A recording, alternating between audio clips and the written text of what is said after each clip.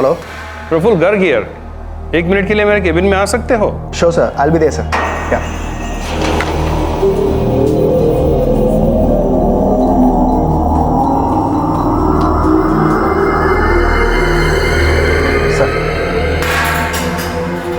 प्रफुल्ल, तुम्हें ये ऑर्गेनाइजेशन छोड़नी होगी। सर क्या हुआ सर? मुझसे कोई गलती हो गई क्या? गलती? इनफैक्ट गलती हमसे हुई है जो तुम्हें नौकरी पे रखा है। हम तुम्हें नौकरी से निकालने वाले थे, लेकिन तुम्हारी करियर का लिहाज करके तुमसे रिजाइन करने को कह रहे हैं। मिस्टर वर्मा, मिस्टर गर्ग, आप प्लीज़ मुझे बताइए तो सही कि मैंने किया क्या है। सर मुझे इस कंपनी में काम करते हुए 1 साल हो गया है और हर बार मेरी परफॉर्मेंस को अप्रिशिएट किया गया है, और आज अचानक आप लोग मुझसे मेरा रेजिग्नेशन मांग रहे हैं। पिछले साल हमने तुम्हें जिस इंस्टीट्यूट से सिलेक्ट किया था प्लेसमेंट के दौरान, वहां से लेटर आया है। डियर मिस्टर गर्ग, हम आपको बताना चाहते हैं कि मिस्टर प्रफुल्ल शास्त्री को 1 साल पहले दी गई MBA की डिग्री रद्द की जाती है। हमें पता चला है कि न सिर्फ प्रफुल्ल बल्कि और कई स्टूडेंट्स ने हमारे इंस्टीट्यूट के एंट्रेंस एग्जाम को धोखे से पास किया। यह फ्रॉड हाल ही में सामने आया है। एक रिप्यूटेड यूनिवर्सिटी होने के नाते ये हमारी जिम्मेदारी है कि हम अपने कॉर्पोरेट पैटर्न्स को इन्फॉर्म करें कि जिन स्टूडेंट्स को उन्होंने अपने यहाँ रिक्रूट किया है उनमें से कुछ ने बिना एंट्रेंस एग्जाम में अपीयर के इंस्टीट्यूट में एडमिशन लिया, जो कि एक फ्रॉड है, और मिस्टर प्रफुल्ल भी इनमें से एक है। इसलिए हमने इनकी डिग्री रद्द कर दी है और हम आपको इस बात की सूचना दे रहे हैं। सर आप सबको इस कंपनी में मेरी परफॉर्मेंस के बारे में पता है। सर मैंने बहुत मेहनत से इस MBA डिग्री को हासिल किया है। We are sorry mister Prafull, ये लेटर हमें परसों ही मिला हुआ है और काफ़ी सोचने के बाद हमने ये डिसीजन लिया हुआ है और ये हमारा फाइनल डिसीजन है। सर देखो प्रफुल्ल, फ्रैंकली स्पीकिंग, अगर तुम एडमिशन में ये सब कर सकते हो तो आगे जाके तुम कंपनी में कुछ गड़बड़ नहीं करोगे, इस बात की क्या गारंटी है? एक कंपनी में नौकरी मिलने के 1 साल बाद अचानक एक दिन एक MBA ग्रेजुएट को नौकरी से निकाल दिया गया। वजह यह कि जहां से उसने MBA किया था उसी इंस्टीट्यूट ने उसकी डिग्री रद्द कर दी थी। मुंबई का जाना माना NMIMS, Narsi Monjee institute of management studies. इस इंस्टीट्यूट के एंट्रेंस एग्जाम में धोखाधड़ी और जालसाजी कई बरसों से चल रही थी, लेकिन उसकी दस्तक अभी सुनाई थी। क्या था ये फ्रॉड और ये सामने आया कैसे?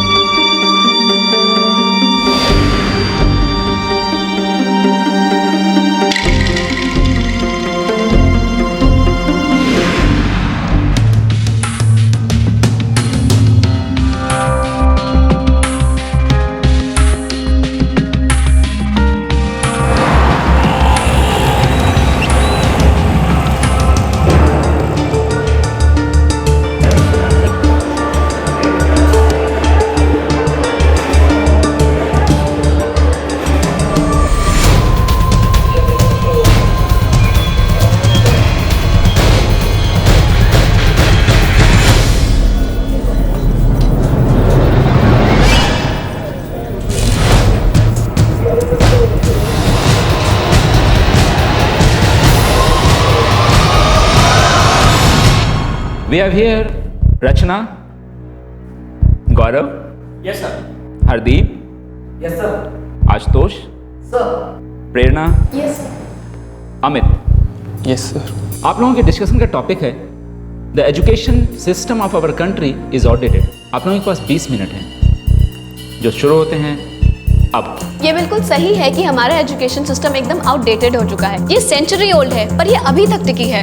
इनफैक्ट जो कुछ हमें स्कूल में सिखाया जाता है आजकल के टाइम के लिए, दैट इज सो आउटडेटेड कि वो हमारे करियर में किसी काम ही नहीं आता है। I completely disagree with you. मुझे नहीं लगता कि हमारा एजुकेशन सिस्टम पूरी तरह से आउटडेटेड हो चुका है। I mean, हमारा जो करिकुलम है वो रेगुलरली अपडेट किया जाता है। और आखिर एजुकेशन का मतलब सिर्फ ये नहीं कि हमें अच्छे जॉब्स मिले, बल्कि ऑलराउंड डेवलपमेंट, ऑलराउंड नॉलेज भी काफी इंपॉर्टेंट है। या दैट्स राइट, एजुकेशन से हमें नॉलेज मिलती है, दैट्स वेरी नेसेसरी। स्कूल में हमें जितनी भी चीज़ें सिखाई जाती हैं वो सब इंटरनेट पे मिलती हैं। इसका मतलब ये नहीं कि आप स्कूल जाना छोड़ दें।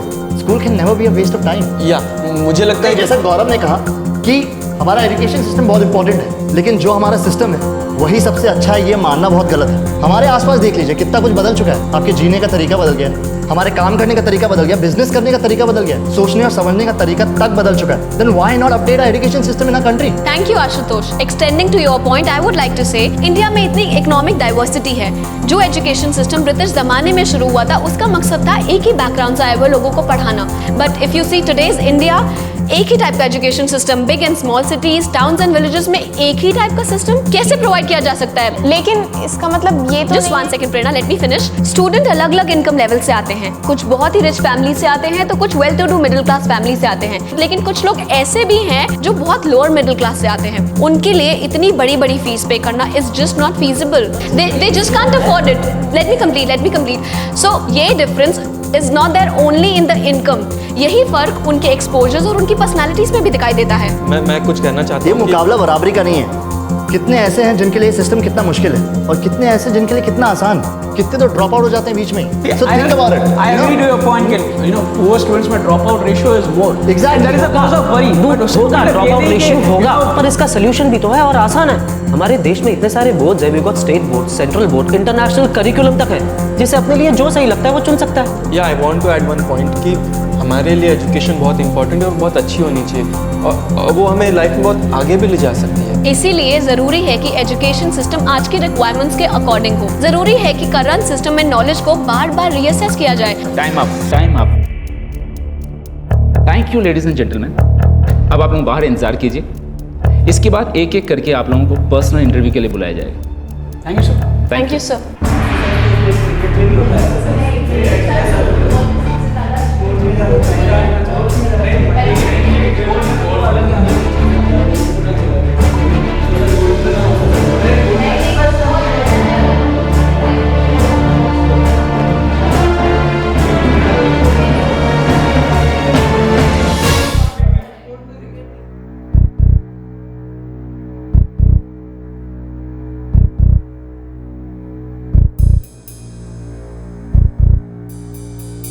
मिस्टर अमित गाडगिल, कुछ बताइए अपने बारे में।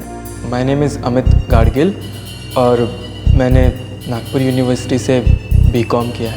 वेल अमित, आपकी हॉबीज़ क्या है? मैं क्रिकेट खेलता हूँ और बैडमिंटन भी खेलता हूँ और मैगजीन्स भी पढ़ता हूँ सर। नाइस। किस तरह की मैगजीन्स पढ़ना पसंद करते हैं? India today. मिस्टर अमित, आप मेरे लिए एक सेंटेंस कंप्लीट करेंगे please. Fill in the blanks, debit all, dash dash, credit all, dash dash.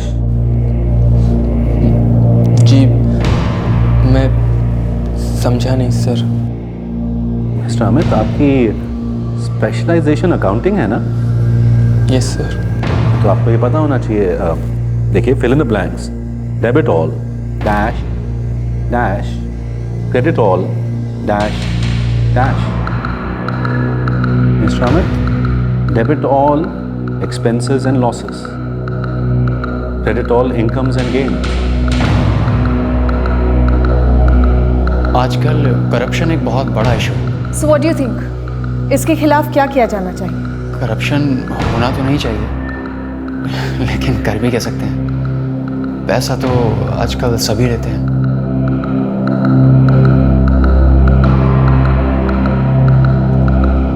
India के पहले प्रेसिडेंट कौन थे? अब्दुल कलाम। जवाहरलाल नेहरू। सरदार पटेल।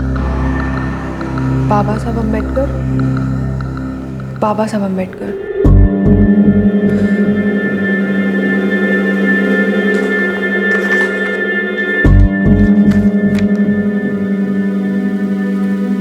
बड़ी अजीब बात है। एक्चुअली मिस्टर शर्मा, मैंने पिछले साल भी यही ट्रेंड नोटिस किए थे और उसके पिछले वाले साल भी। एंट्रेंस एग्जाम्स में उमेश राय के स्कोर्स है 261, गिरीश 259, प्रेरणा 251 और अर्चना 262। और राजीव ने स्कोर किए हैं 264। लेकिन इन सबों में सबसे ज्यादा मार्क्स अमित गाडगिल के हैं, 271 इन एंट्रेंस। लेकिन केस डिस्कशन और पर्सनल इंटरव्यूज में इन सबका परफॉर्मेंस बिलो एवरेज था। बल्कि मैं तो कहूँगा कि बहुत खराब परफॉर्मेंस थी उनकी। सर, पर्सनली मुझे ऐसा लगता है कि कहीं कुछ गड़बड़ है। मुझे भी इसके बारे में स्ट्रॉन्ग फीलिंग है। देखिए, कोई कैंडिडेट एंट्रेंस एग्जाम्स में इतना अच्छा परफॉर्म करता है, फिर पर्सनल इंटरव्यूज में आकर इतना खराब, कुछ तो प्रॉब्लम है। सर स्पेशली ये अमित गाडगिल का केस मुझे ये सोचने पे मजबूर कर दिया है कि क्या पर्सनल इंटरव्यू और एंट्रेंस एग्जाम में इतना फर्क हो सकता है।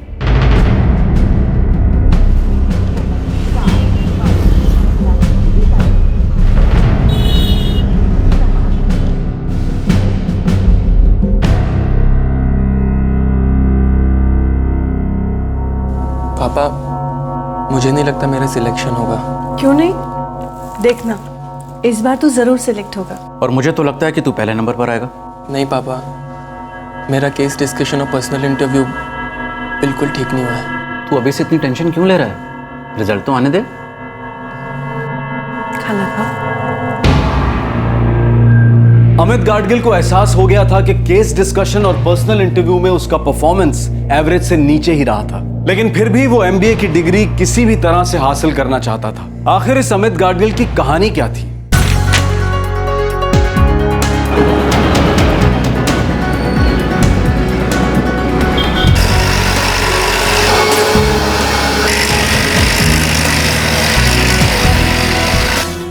अमित बेटे, तू तो अच्छी तरह जानता है कि मैं सिर्फ एक ग्रेजुएट था, जस्ट अ ग्रेजुएट। लेकिन मैं चाहता था कि मैं अपना खुद का बिजनेस शुरू। पापा, आपकी बात ही अलग है। बिना किसी सपोर्ट के आपने इतना बड़ा बिजनेस सेट किया। I mean, you are a genius.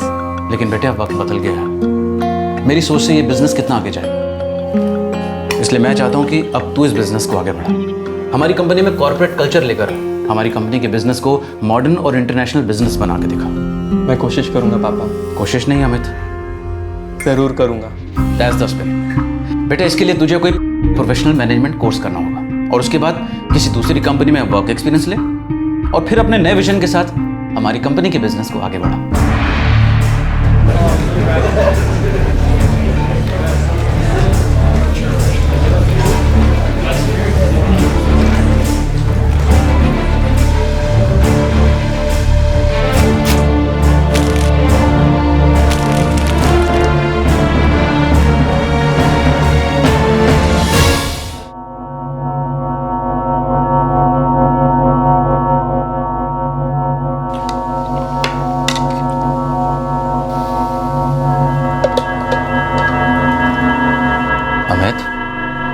बेटा, कैट का एग्जाम आसान एग्जाम नहीं होता है, इसलिए इतना मायूस मत हो। और भी कई रास्ते हैं। पापा, रियली वेरी सॉरी, मैंने आपको डिसअपॉइंट किया। अरे नहीं रे अमित, बिल्कुल नहीं। बेटा, तूने अपनी तरफ से पूरी कोशिश की ना, तो बस देख, वैसे भी बहुत सारी प्राइवेट यूनिवर्सिटीज हैं जिनके मैनेजमेंट कोर्सेज का बहुत नाम है। बेटा, तू वहाँ कोशिश कर। मेरा विश्वास है कि तेरा सिलेक्शन वहाँ ज़रूर होगा। और वैसे भी हारने के बाद ही ज़िंदगी में आगे बढ़ते हैं ना। पापा, मैंने भी ऐसे ही सोचा था कि अगर मेरा कैट में सिलेक्शन नहीं हुआ ना, तो मैं NMIMS में अप्लाई करूँगा। वो भी बहुत रेप्यूटेड है। गुड बेटा, तू अभी से उसकी तैयारी शुरू कर दे। और बेटा, मेरा पूरा विश्वास है तेरा 100% सिलेक्शन होगा। खाना खा। साल 2012 से 2013 तक अमित गाडगिल ने NMIMS के एंट्रेंस एग्जाम NMAT यानी कि NMIMS मैनेजमेंट एप्टीट्यूड टेस्ट की तैयारी की। इस एग्जाम में वो अच्छे नंबरों से पास भी हो गया और उसे केस डिस्कशन और पर्सनल इंटरव्यू के लिए बुलाया गया। और वहां उसके खराब परफॉर्मेंस को देखकर उसके एंट्रेंस एग्जाम में पास होने पर सवाल उठने लगे और इन्हीं सवालों ने लिया एक सीरियस इन्वेस्टिगेशन का रूप।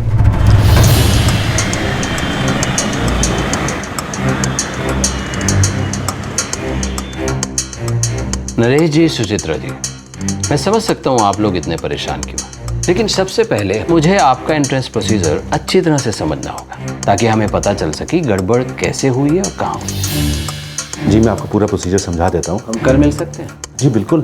मुझे अपने साइबर यूनिट की मदद लेनी होगी।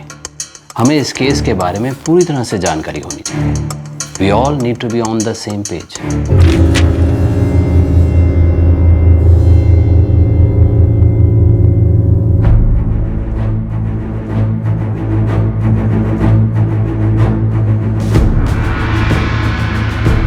हमारे MBA कोर्स का एंट्रेंस टेस्ट NMAT कहलाता है, यानी NMIMS मैनेजमेंट एप्टीट्यूड टेस्ट। और इसका एग्जाम हमने एक फॉरेन कंपनी पैटरसन इनकॉर्पोरेटेड उनको आउटसोर्स किया हुआ है। यानी कि सारे कैंडिडेट से फॉर्म्स वही कलेक्ट करते हैं और एंट्रेंस एग्जाम भी वही कंडक्ट करते हैं। जी, एंट्रेंस एग्जाम्स इंडिया के 5 जोन्स में होते हैं, north, south, east, west and central. इन 5 जोन्स में टोटल 18 सेंटर्स हैं। एप्लीकेशंस किस तरह से ली जाती हैं? ऑनलाइन। कैंडिडेट्स को फॉर्म ऑनलाइन ही भरने होते हैं।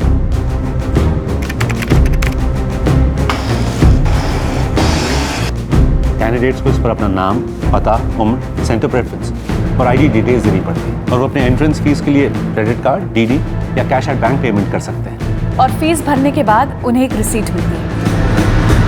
फॉर्म पर कैंडिडेट के फोटो के लिए कोई स्पेस नहीं? नहीं, इस स्टेज पर फोटोग्राफ की जरूरत पड़ती ही नहीं है। इसके बाद हर कैंडिडेट को एंट्रेंस में अपेयर होने के लिए डेट, टाइम और सेंटर दिया जाता है। एंट्रेंस एग्जाम देते वक्त कैंडिडेट को एनमैट आईडी कैरी करना पड़ता है अपने साथ, जो उसे ऑनलाइन रजिस्ट्रेशन वक्त मेल किया जाता है। वेबकैम से वहां उसका फोटो खींचा जाता है, जो उस आईडी के साथ पेस्ट किया जाता है, जिसे पैटरसन इनकॉर्पोरेटेड अपने रेफरेंस के लिए रखता है। इसके बाद ये फोटो कैंडिडेट के आईडी और सिग्नेचर से मैच किया जाता है।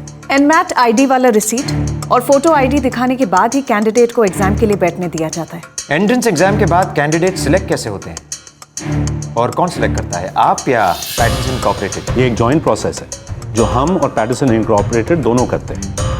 एंट्रेंस एग्जाम्स के 3 सेक्शन होते हैं, क्वालिटेटिव स्किल्स, लैंग्वेज स्किल्स और लॉजिकल रीजनिंग।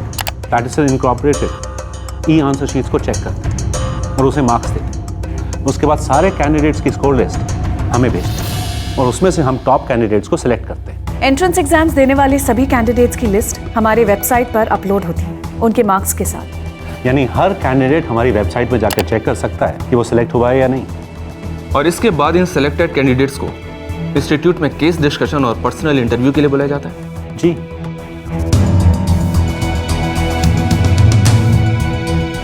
केस डिस्कशन और पर्सनल इंटरव्यू के टाइम क्या कैंडिडेट को एंट्रेंस एग्जाम में फिल किया गया फॉर्म जिस पर उसका वेबकैम से खींचा हुआ फोटो था, क्या वो फॉर्म लेकर आना होता है? जी नहीं, वो फॉर्म्स पैटरसन इनकॉर्पोरेटेड के पास होते हैं। सिलेक्टेड कैंडिडेट्स को केस डिस्कशन और पर्सनल इंटरव्यूज के लिए आने से पहले इंटरनेट से फॉर्म डाउनलोड करना होता है, उन्हें फिलअप करना होता है और अपनी फोटोग्राफ पेश करनी होती है। उन्हीं फॉर्म्स को केस डिस्कशन और पर्सनल इंटरव्यूज के फीस के साथ हमें कुरियर करने होते हैं। एडमिशन के लिए केस डिस्कशन और पर्सनल इंटरव्यू उतना ही जरूरी है जितना कि एंट्रेंस एग्जाम। और इसी केस डिस्कशन और पर्सनल इंटरव्यूज के दौरान हमें इन कैंडिडेट्स की एंट्रेंस लेवल और यहाँ की परफॉर्मेंस के बीच बहुत बड़ा फर्क नजर आया और हमें शक हुआ कि कोई ना कोई फ्रॉड हो सकता है। जहां तक मेरी समझ में आया है, आपके कैंडिडेट्स को एक फॉर्म भरना होता है एंट्रेंस एग्जाम देने से पहले और एक अलग फॉर्म भेजना होता है NMIMS केस डिस्कशन और पर्सनल इंटरव्यू देने से पहले, जो कि आपकी एडमिशन का फाइनल स्टेज होता है। जी हाँ। एंट्रेंस लेवल वाला फॉर्म पैटरसन इनकॉर्पोरेटेड के पास होता है और आपके इंस्टीट्यूट के पास आखिरी स्टेज वाला फॉर्म। जी हाँ। और क्या इन दोनों फॉर्म्स को कभी टैली किया जाता है? पैटरसन इनकॉर्पोरेटेड सिर्फ हमें सारे कैंडिडेट्स की स्कोर लिस्ट भेजती है। सिर्फ लिस्ट मिलती है या एंट्रेंस एग्जाम के सारे फॉर्म्स भी मिलते हैं? जी नहीं, सिर्फ लिस्ट ही भेजी जाती है।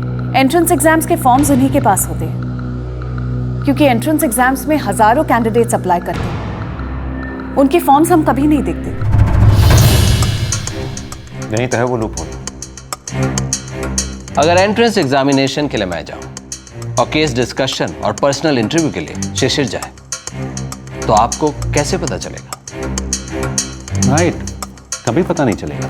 आपका डाउट गलत नहीं है, यह बहुत बड़ा धोखाधड़ी का स्कोप है, इसके पीछे जरूर कोई बहुत बड़ा रैकेट है। तो आपको इन 6 कैंडिडेट्स के रिजल्ट पे शक है?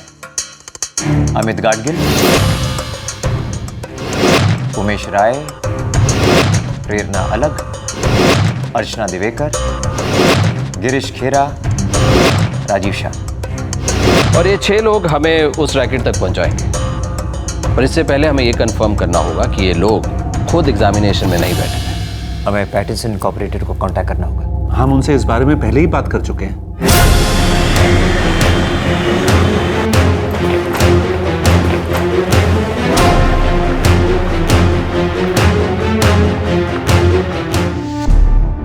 You see, we are a global level testing agency. हमारे साथ कितने ही बड़े बड़े एजुकेशनल इंस्टीट्यूट्स जुड़े हुए हैं। इस तरह की गलती हम तो सोच भी नहीं सकते। देखिए, वी अंडरस्टैंड, मगर अब तो ये गलती पकड़ी गई है। Sir, thank you. ये उन 6 स्टूडेंट्स के एंट्रेंस एग्जाम के फॉर्म्स हैं। You can have a look.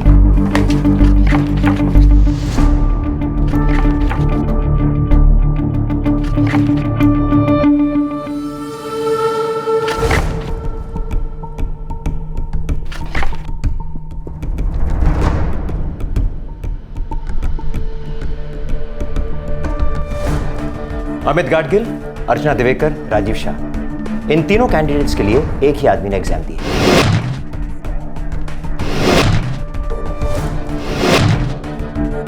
और वैसे ही एक दूसरे आदमी ने उमेश राय, प्रेरणा अलग और गिरीश खेरा, इन तीनों के लिए एग्जाम दिया।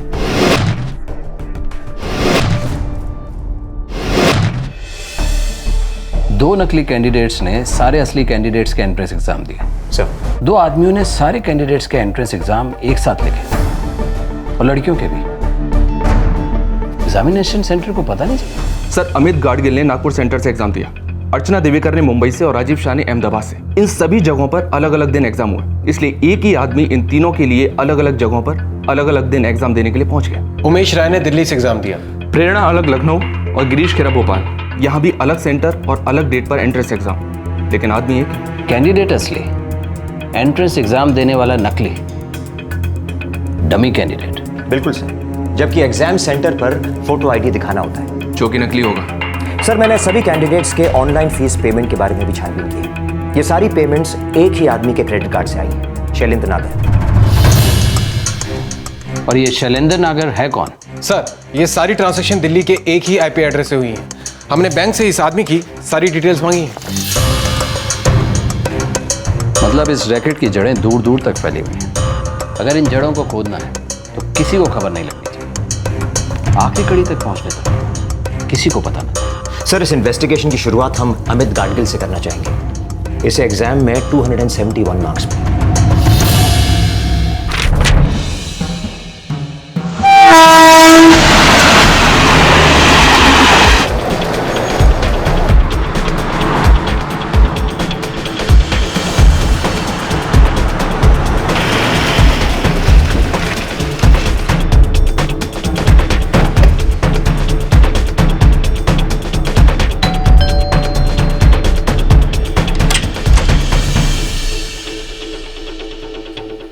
अमित गाडगिल।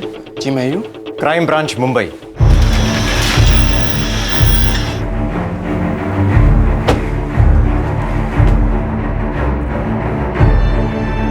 लेकिन किया क्या मेरे बेटे ने? देखिए मिस्टर गाडगिल, हम अमित को अरेस्ट करने नहीं आए, बस कुछ जरूरी सवाल पूछने हैं एक बड़े रैकेट के बारे में। इसलिए आपको घबराने की कोई जरूरत नहीं। मगर आप चाहें तो हमारे वारंट लेकर भी आ सकते हैं।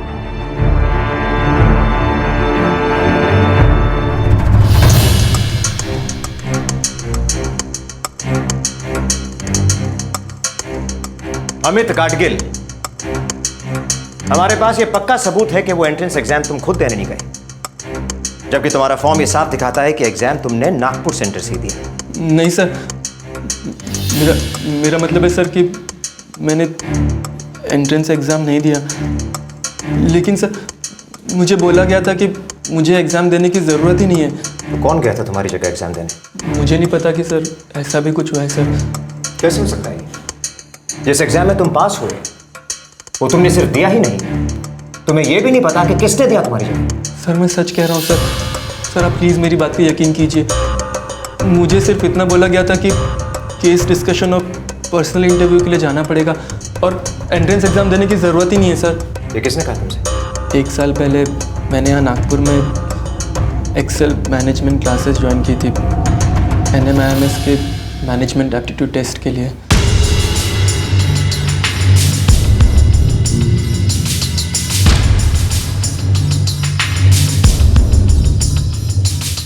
वसंत कानिटकर, यह कोचिंग क्लास का कोऑर्डिनेटर है। जी हाँ सर, उन्होंने मुझे पूर्णेंदु गुप्ता से मिलवाया था sir. Purnendu, he is Amit Gadgil. Amit, Purnendu sir. Hi Amit. Hi sir. ये वही ब्राइट स्टूडेंट है जिसे आप मिलना चाह रहे थे। Nice to meet you Amit. मुझे भी तुम्हारे जैसे ही ब्राइट स्टूडेंट्स की तलाश होती है। वैसे ये पूर्णेंदु गुप्ता है कौन?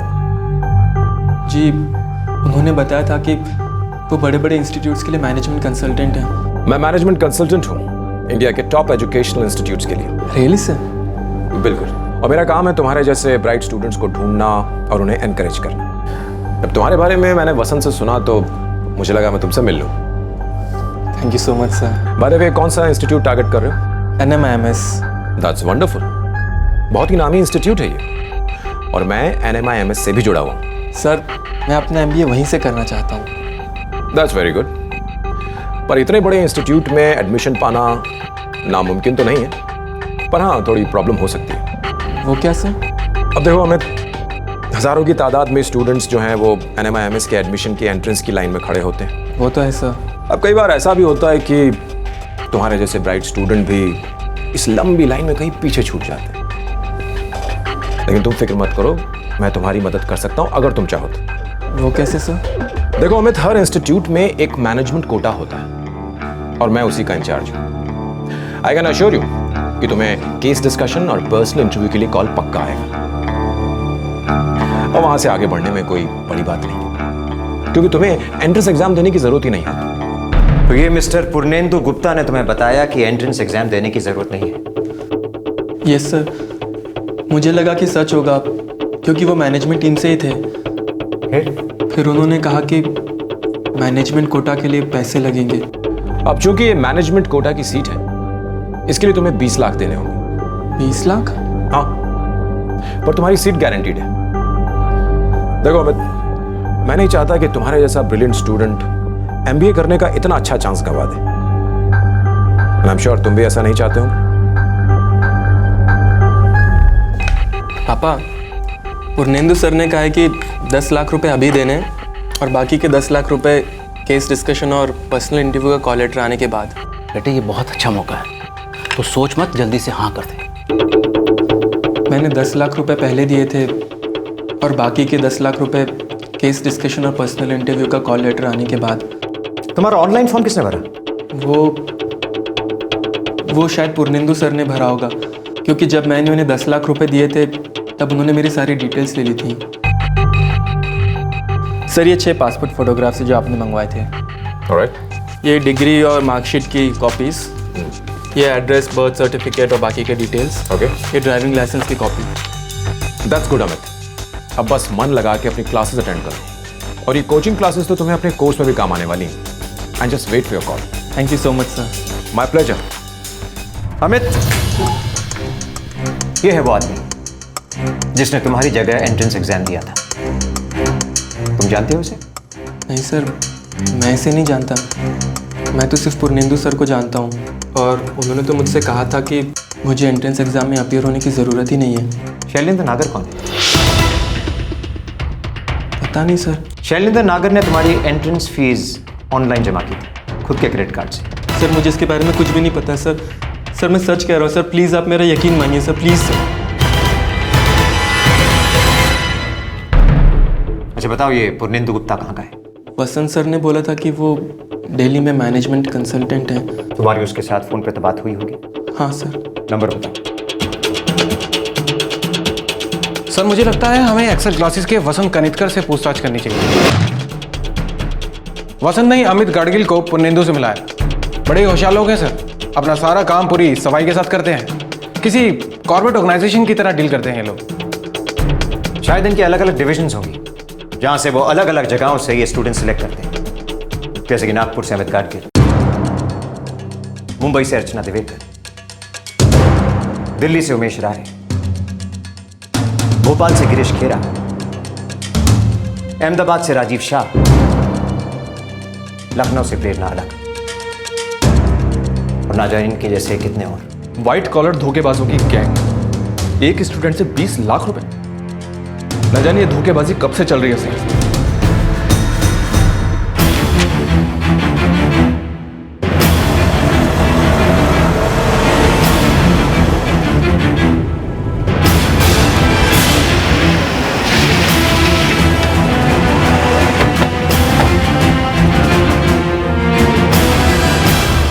सर मैंने किया क्या है, वजह बताएंगे आप लोग मुझे? आराम से चलोगे तो हमारा काम आसान हो जाएगा, नहीं तो हम अरेस्ट करके भी ले जा सकते हैं।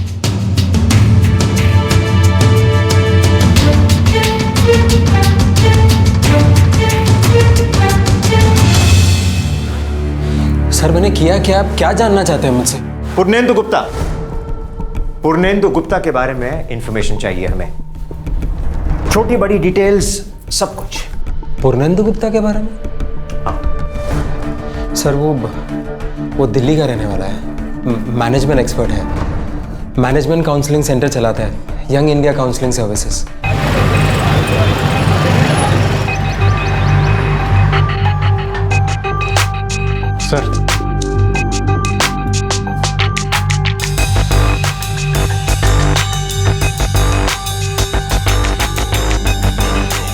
सर पुर्नेंदु का फ़ोन अब भी ऑन आ रहा है, सर्विलेंस पे डाला है, जहांगीरपुरी एरिया में रहता है। दिल्ली पुलिस से रिक्वेस्ट की है कि उस पर नज़र रखें।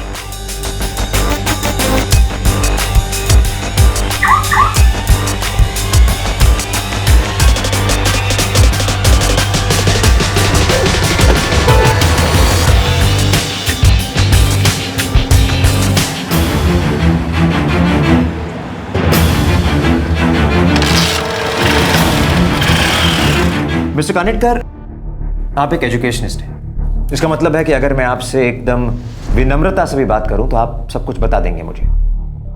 तो बताइए, इस रैकेट में कौन कौन शामिल है और कैसे ऑपरेट होता है ये रैकेट? किस रैकेट के बारे में बात कर रहे हैं मुझे कुछ समझ में नहीं आ रहा। मैं पुर्नेंदु गुप्ता को जानता जरूर हूँ सर, क्योंकि हम दोनों एक ही फील्ड से ताल्लुक रखते हैं। वो मेरे कोचिंग सेंटर में एज ए कंसल्टेंट आते रहते हैं सर।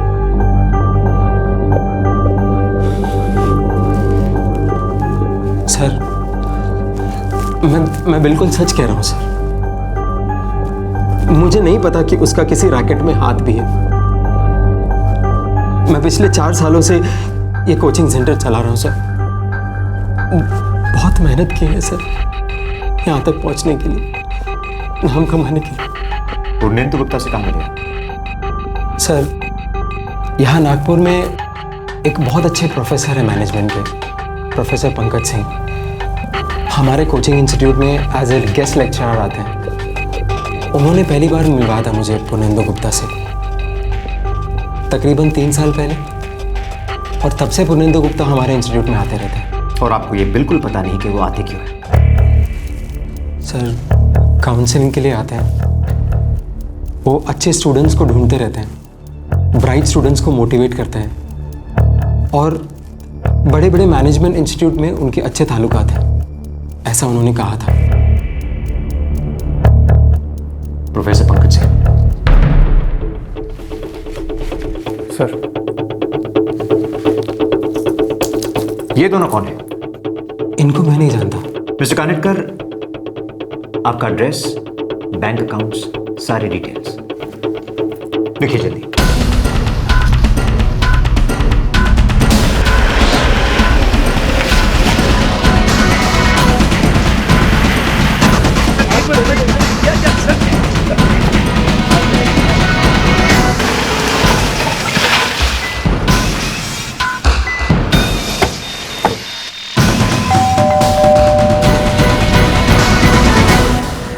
जी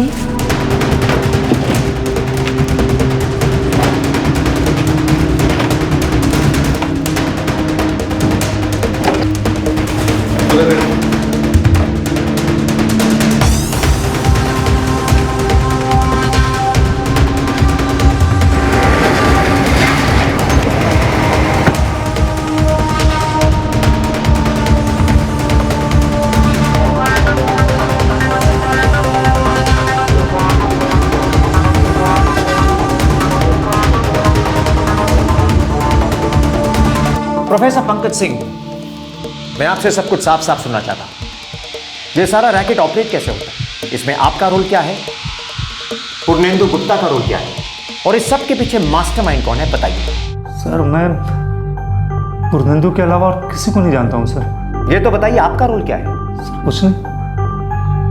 हाँ, मैं पिछले 6 साल से पुर्नेंदु को जानता हूं सर। वो मुझसे पूछता था, मेरे कॉलेज में, मेरे इंस्टीट्यूट में पढ़ रहे मैनेजमेंट में जानने के इच्छुक अच्छे स्टूडेंट से बस वो मिलना चाहता था सर, ताकि वो उन्हें अपने जाल में फांस के नोट छाप सके।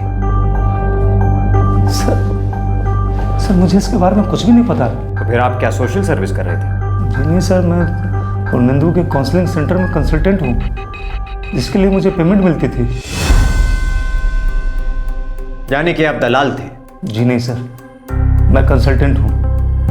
मुझे सिर्फ इतना बताया गया था कि मैं अच्छे प्रोमिसिंग स्टूडेंट को उससे मिलवाऊं, ताकि उसे वो बड़े इंस्टीट्यूट में प्रमोट कर सके। सभी बड़े इंस्टीट्यूट से वो जुड़ा हुआ था। उसने तो मुझे यही बताया था और मैंने भरोसा कर लिया था सर।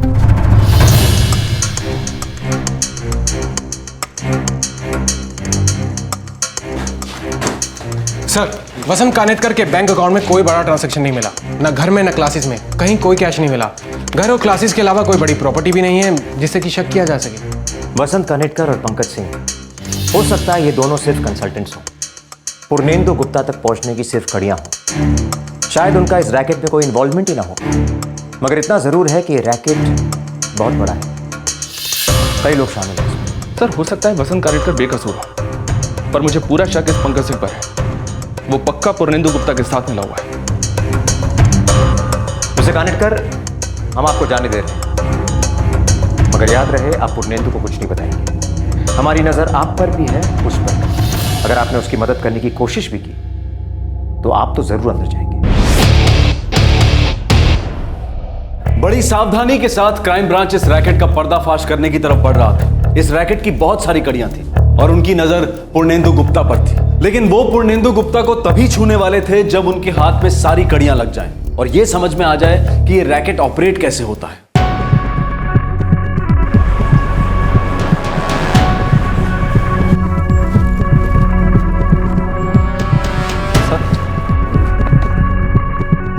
कितने कैंडिडेट्स हैं इसमें?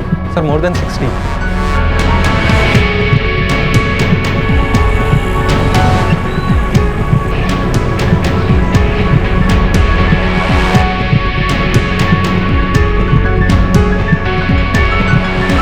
It's unbelievable.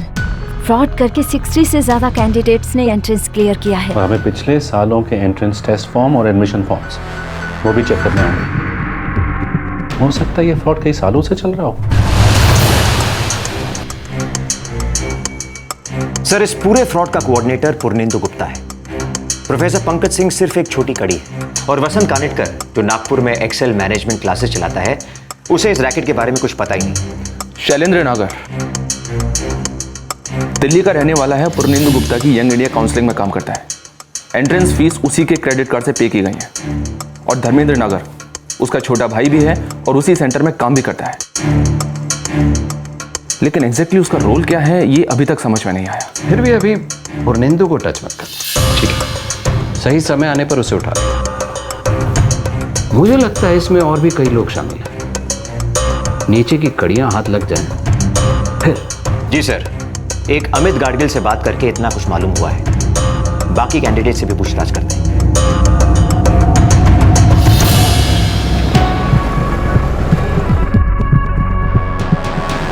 मैं नहीं जानता सर इसे। मैं तो सिर्फ पूर्णेंदु गुप्ता से मिला था। उन्होंने मुझे बताया था कि मैनेजमेंट कोटा से एडमिशन के लिए मुझे कॉल आएगा। पूर्णेंदु गुप्ता से मिले कहाँ तुम? चंद्रेश मित्रा ने मिलवाया था। वो मेरे एक फ्रेंड को जानते थे और उन्होंने मुझे ये भी कहा कि वो मुझे NMIMS में एडमिशन दिलवा सकते हैं। ये चंद्रेश मित्रा कौन है? सर, ठीक से तो मैं भी नहीं जानता सर, पर सुना है पनवेल में उनकी होटल है सर।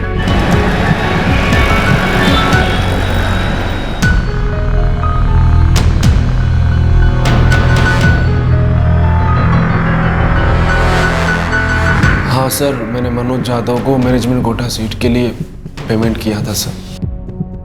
ये मनोज यादव कौन है? सर, वो मैनेजमेंट कंसल्टेंट है और गाजियाबाद में उनकी इंस्टीट्यूट है।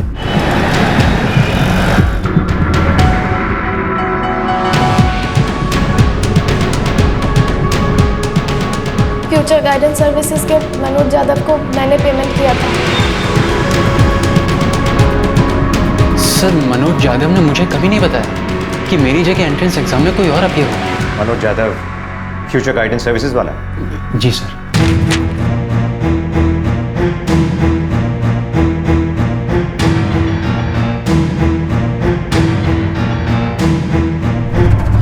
पूर्णेंदु गुप्ता, इस पूरे फ्रॉड का जाल बिछाने में इसका सबसे बड़ा हाथ है। ये दिल्ली में यंग इंडिया काउंसलिंग चलाता है।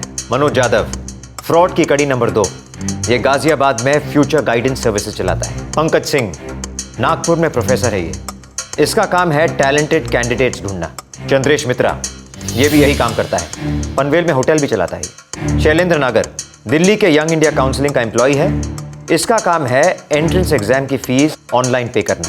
धर्मेंद्र नागर ये शैलेंद्र नागर का छोटा भाई है, उसी सेंटर में काम करता है, पर इसका क्या रोल है ये अब तक पता नहीं चला। इनके नाम अभी तक पता नहीं चले हैं, मगर ये डमी कैंडिडेट्स बनकर एंट्रेंस एग्जाम देते हैं।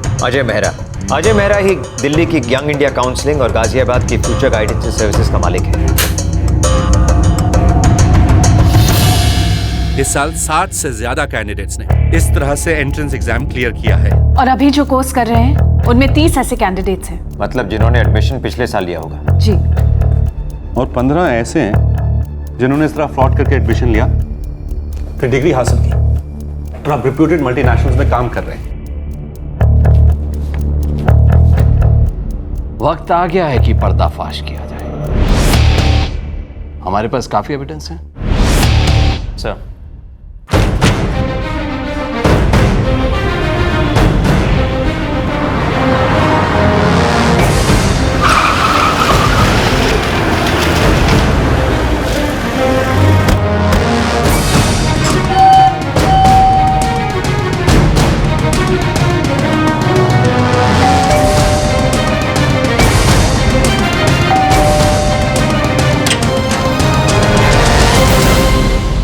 जी। पूर्णेंदु गुप्ता।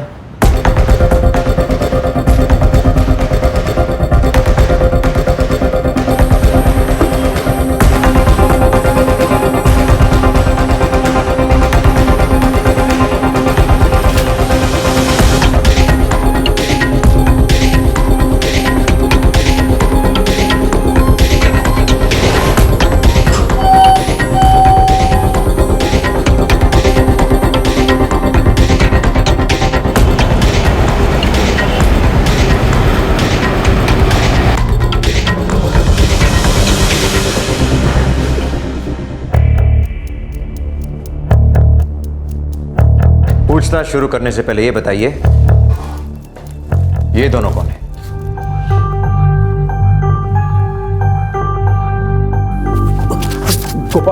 गोपाल शुक्ला और ये प्रदीप शाह है। और कहाँ मिलेंगे दोनों? गोपाल शुक्ला इंदौर में और प्रदीप शाह है गुड़गांव में।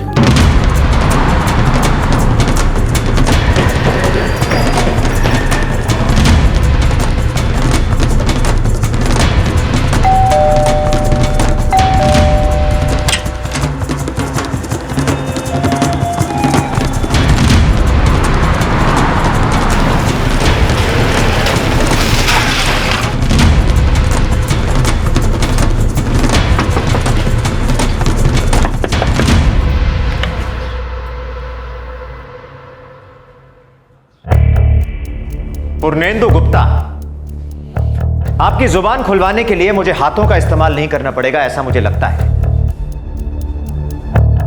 आगे आपकी मर्जी। नीचे से लेकर ऊपर तक इस रैकेट की हर कड़ी का कच्चा छिट्टा खोल दीजिए। बताइए हमें यह रैकेट कैसे ऑपरेट होता था?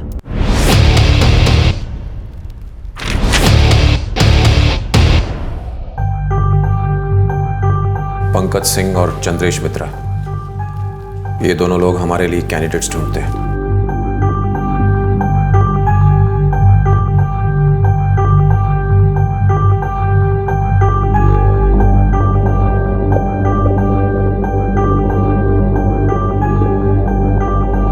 यही दोनों लोग प्रोबेबल कैंडिडेट्स को शॉर्टलिस्ट करते हैं। उसके बाद मैं और मनोज उनसे मिलते हैं और फिर उन्हें कोटा सीट्स के लिए कन्विंस करते हैं। Management quota, right? Yes.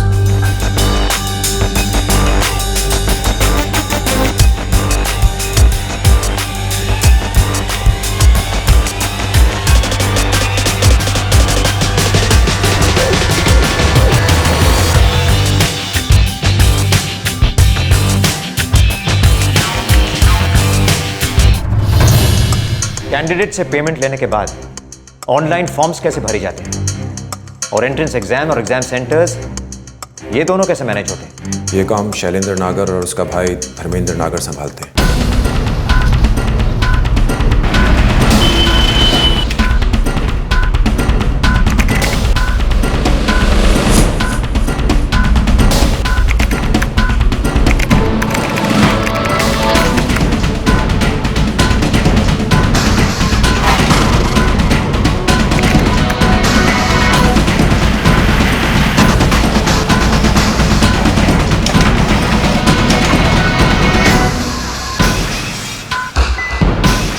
Forms भर दिए हैं और ये रही रिसीट्स।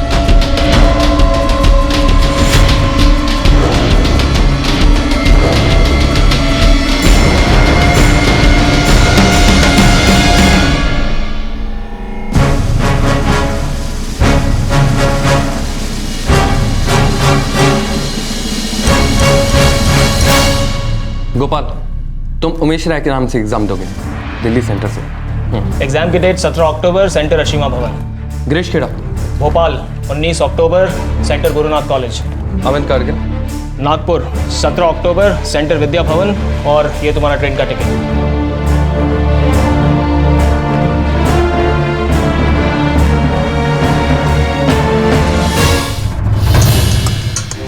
गोपाल शुक्ला, प्रदीप साहे, ये दो कौन है?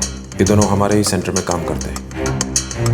गोपाल शुक्ला मैनेजमेंट ग्रेजुएट है और प्रदीप साहे बीटेक है। इन दोनों को एंट्रेंस एग्जाम में अपियर होने के लिए 1.5 लाख रुपए पर कैंडिडेट मिलता है। और ये तय था कि वो दोनों एक्सीलेंट रिजल्ट लाएंगे।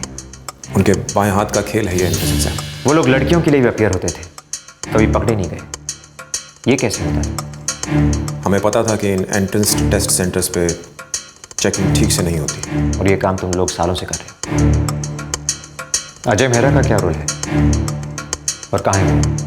अजय मेहरा ही कोचिंग क्लासेस के ओनर है और वो दिल्ली में ही रहते हैं। NMIMS ये एक ही मैनेजमेंट इंस्टीट्यूट है जिसे तुम लोगों ने टारगेट किया है, या और भी हैं जिनमें अपना जाल फैला रखा है? इस रैकेट को बहुत ही प्रोफेशनल तरीके से चलाया जा रहा था और इसे चलाने वाले सभी लोग मैनेजमेंट एक्सपर्ट थे। एक टीम का काम था कैंडिडेट्स को ढूंढना और उन्हें अपने जाल में फंसाना।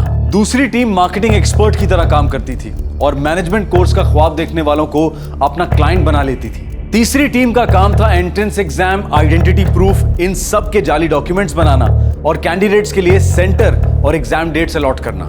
और चौथी टीम, जो खुद बहुत टैलेंटेड स्टूडेंट्स रह चुके थे पर अब डमी कैंडिडेट्स बनकर एग्जाम देते और अच्छे रिजल्ट्स लेकर आते। बड़े ही सलीके से ये जालसाजी चलती रही।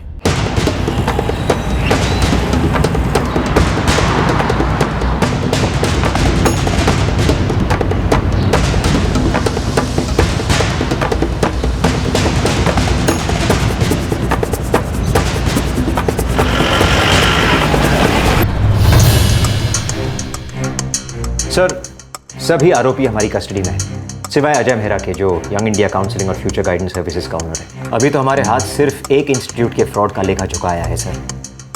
मुझे पूरा यकीन है कि कई ऐसे मैनेजमेंट इंस्टीट्यूट्स होंगे जहां पर ऐसा ही फ्रॉड होता होगा। जाहिर है 3 साल से एक ही इंस्टीट्यूट में इतने अच्छे से फ्रॉड कर रहे हैं, छोड़ेंगे थोड़ी ना बाकी इंस्टीट्यूट्स को।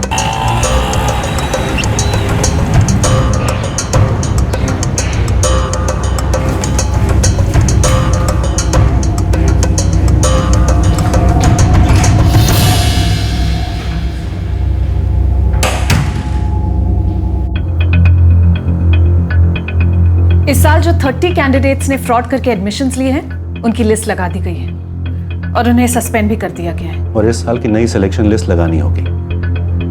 हो सकता है कई डिजर्विंग स्टूडेंट्स होंगे जिनको पिछली लिस्ट में जगह नहीं मिली होगी। ये है उन 15 कैंडिडेट्स की लिस्ट जिन्होंने इस तरीके से एडमिशन पाकर डिग्रीज हासिल करके MNCs में जॉब्स भी पा ली है। हमें अपने रेपुटेशन और वैल्यूज के हिसाब से डिसीजन लेना होगा। उन स्टूडेंट्स का सच सामने लाना होगा और उन स्टूडेंट्स को भी सच का सामना करना पड़ेगा। Yes sir. हम आपको बताना चाहते हैं कि मिस्टर प्रफुल्ल शास्त्री को 1 साल पहले दी गई MBA की डिग्री रद्द की जाती है।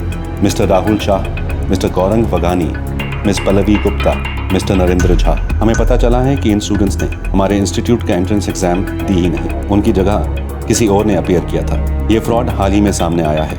एक रिप्यूटेड यूनिवर्सिटी होने के नाते ये हमारी जिम्मेदारी है कि हम अपने कॉर्पोरेट पैट्रन्स को इन्फॉर्म करें कि जिन स्टूडेंट्स को उन्होंने अपने यहाँ रिक्रूट किया है, उनमें से कुछ ने जानबूझकर धोखेबाजी और झूठ का सहारा लेकर इंस्टीट्यूट में एडमिशन लिया है। इसलिए हमने इनकी डिग्री रद्द कर दी है और हम आपको इस बात की सूचना दे रहे हैं।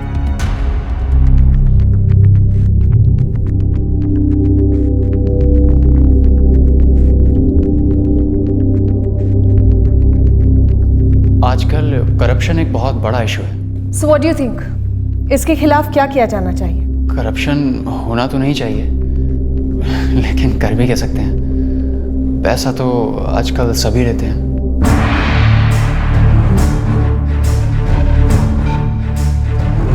सभी दोषियों को IPC की धारा 419, 420, 465, 467, 468 और 471 के तहत गिरफ्तार किया गया है। ये सभी धाराएं जालसाजी, धोखाधड़ी और नकली डॉक्यूमेंट्स इस्तेमाल करने जैसे आरोपों के लिए हैं। इस रैकेट के मुख्य आरोपी अजय मेहरा, जो कि दोनों कोचिंग क्लासेस का मालिक है, उसे भी हिरासत में ले लिया गया है। NMIMS ने सबसे पहला कदम यह उठाया कि एडमिशन प्रोसीजर की खामियों को सुधारा। अब उन्होंने ऑनलाइन एप्लीकेशन फॉर्म में कैंडिडेट का फोटो अटैच करना और जेंडर स्पेसिफाई करना कंपलसरी कर दिया है। यह कंपल्शन पहले के फॉर्म में नहीं था। ऑनलाइन एप्लीकेशन फॉर्म में अटैच किया फोटोग्राफ अब एक एडमिट कार्ड पर प्रिंट किया जाता है और सभी लेवल के टेस्ट पर यह एडमिट कार्ड अपने साथ रखना अनिवार्य है। एक रेप्यूटेड इंस्टीट्यूट ने फ्रॉड का अंदेशा होते ही कानून की मदद ली और इस रैकेट का पर्दाफाश किया। एंट्रेंस एग्जाम में बेहतरीन रिजल्ट्स और दूसरे स्टेज पर केस डिस्कशन और पर्सनल इंटरव्यू में खराब प्रदर्शन, इस एक कमी पर नजर रखने से ये घिनौना जुर्म सामने आया। क्या ऐसा हो सकता है कि इसी तरह का फ्रॉड दूसरे कई इंस्टीट्यूट्स में अब भी जारी हो? इस रैकेट के सामने आने से ना सिर्फ उनके एडमिशंस रद्द किए गए जिन्होंने इस तरीके से इस साल एडमिशन लेना चाहा, बल्कि पिछले साल भी इसी तरह से एडमिशन हासिल करने वाले और इसी तरह से एडमिशन लेकर डिग्री हासिल करने वाले नौकरी में लग चुके सभी लोगों को इसके परिणाम भुगतने पड़े। लेकिन उनसे भी ज्यादा जिन्हें इस फ्रॉड की वजह से नुकसान उठाना पड़ा, वो थे वो डिजर्विंग कैंडिडेट्स जिन्हें योग्यता के बावजूद भी एडमिशन नहीं मिला, क्योंकि उनकी जगह एडमिशन पाने वालों ने डमी कैंडिडेट्स का इस्तेमाल करके उनसे ज्यादा मार्क्स प्राप्त किए थे। जिस सलीके से, जिस प्रोफेशनल तरीके से ये फ्रॉड चल रहा था, उसे देखकर हम सब सुन रह जाते हैं। सच तो ये है कि हर धोखाधड़ी की खबर से इन जालसाजों की हिम्मत देखकर हम सब सुन रह जाते हैं, लेकिन ये जुर्म कम नहीं होते, चलते ही रहते हैं। एक का पर्दाफाश हुआ तो ये लोग दूसरे नए तरीके ढूंढ लेते हैं। हर सिस्टम में कहीं ना कहीं कोई ना कोई खामी तो होती है जिसका ये लोग फायदा उठाते हैं। जालसाजी, स्कैम, अनैतिक व्यवहार, रिश्वत लेना, डोनेशन के नाम पर हो रही लूट, ये सब अब हमारी जिंदगी का हिस्सा बन चुके हैं। इन जुर्मों के लिए मिलने वाली सजा इतनी सख्त नहीं होती। क्या यही वजह है कि ये सिलसिला रुकने का नाम नहीं लेता? क्या इसी वजह से दूसरे लोगों को फ्रॉड करने की हिम्मत और प्रेरणा मिलती है? फिलहाल वो स्टूडेंट्स जो अपना कोर्स कर रहे हैं और जिनका एडमिशन रद्द कर दिया गया है, उन्होंने कोर्ट में इंटरिम रिलीफ के लिए एक रिट पिटीशन दर्ज की है कि उन्हें एग्जाम्स में अपेयर होने दिया जाए। कोर्ट का फैसला आना अभी बाकी है। आपसे फिर मुलाकात होगी क्राइम पेट्रोल दस्तक में एक और नए केस के साथ। इस तरह के और भी एपिसोड देखने के लिए हमारे चैनल को सब्सक्राइब करें और बेल आइकन दबाना ना भूलें।